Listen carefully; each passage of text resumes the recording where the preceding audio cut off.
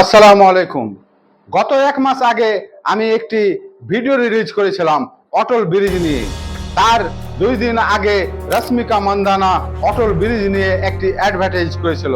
তার আগে নরেন্দ্র মোদী 2024 জানুয়ারি মাসে এটি উদ্বোধন করেন।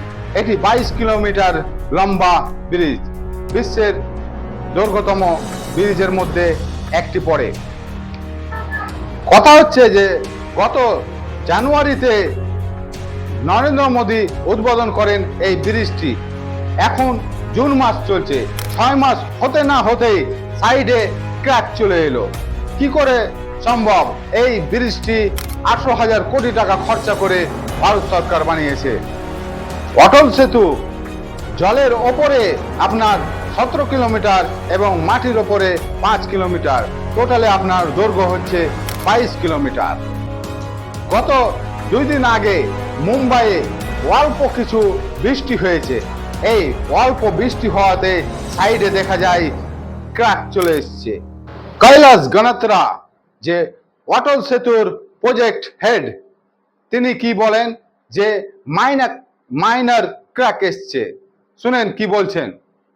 एक्चुअली ये जो है दिस इज सर्विस रोड जो है टेम्पररी कनेक्टिंग रैम्प 5। ये जो है मेन ब्रिज का जो है कनेक्टिंग पार्ट है, जो कोस्टल रोड न बनने की वजह से लास्ट मोमेंट में बनाया गया है।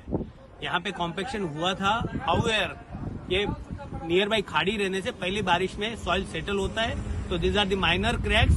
और ये जो है माइनर क्रैक्स में फिलिंग का ऑलरेडी काम चालू हो गया है, एंड कल शाम तक के रिपेयर हो जाएगा। और इसकी वजह से कोई ट्रैफिक डिस्टर्ब नहीं हुआ है, पब्लिक का जो है नॉर्मल ट्रैफिक चल रहा है, एंड पब्लिक को कोई इनकन्वीनियंस नहीं होने दिया जा रहा है। Thank you. প্রজেক্ট হেড কত আসানিতে বলে দিল যে মাইনার ক্র্যাক এসেছে। যদি এর বড় দুর্ঘটনা ঘটতো, এর দায়ী কে নিত? এই ব্রিজে সরকার 18,000 কোটি টাকা খরচা করেছে, নিজের পকেট থেকে করেনি। আপনার আমার ট্যাক্সের টাকা খরচা করেছে, জনসাধারণের টাকা খরচা করেছে। তারপরে আবার টোল ট্যাক্স কত দেখুন। একবার আপনি গাড়ি নিয়ে পার হবেন, 250 টাকা টোল ট্যাক্স দিতে হবে। আপ ডাউন যদি করেন 375 টাকা, এবং মিনি বাসে 400 টাকা টোল ট্যাক্স দিতে হয় একবার আপ ডাউন করাতে। আপনি চিন্তা করুন। এবং বড় বড় গাড়িগুলো 2300, 1500, 1800 টাকা করে টোল ট্যাক্স নেয়। এই টাকা আপনার আমার জনসাধারণের টাকা। আপনারা জানেন যে আরারিয়াতে, বিহারের আরারিয়াতে এই 3-4 দিন আগে একটি ব্রিজ ভেঙে ধূলিসাৎ হয়ে গেল। যে ব্রিজ আপনার এখন পর্যন্ত উদ্বোধন হয়নি, রানিং অবস্থাতেই আপনার ভেঙে গেল। এই ব্রিজ নিয়ে দুর্নীতি প্রচুর। বিহারে কম করে কয়েক বছরে 10টি ব্রিজ ভেঙে পড়েছে। আপনারা যদি খোঁজ রাখেন তাহলে ভালো করে দেখেন, বিহারের মধ্যে শুধু বিহারে 10টি সেতু ভেঙে পড়েছে কয়েক বছরের মধ্যে। এই ভারতবর্ষে সেতু নিয়ে এত দুর্নীতি, এত চরম পর্যায়ে পৌঁছে গেছে।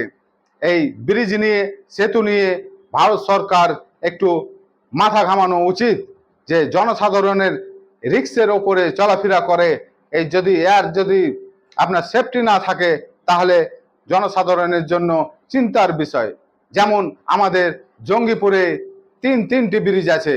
আপনার ভাগীরথী ব্রিজ, তারপর আপনার খড়খড়ি ব্রিজ, তারপরে আপনার মিয়াপুরের রেল ব্রিজ। এই 3টি ব্রিজে ঠিক মতো কি দেখাশোনা হয়?